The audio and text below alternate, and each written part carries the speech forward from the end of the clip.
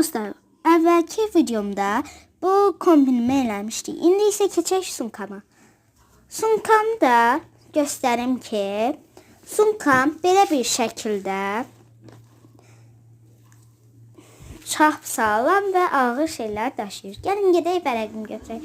Vərəqimi də uça vərəq götürürəm. Əlim qırıldı yazmaqdan. Müəllimə nə qədər verib? Burası çox asandır. Gəlin isə qələmimi göstərim. Sonra isə uçuruq girdik otağa.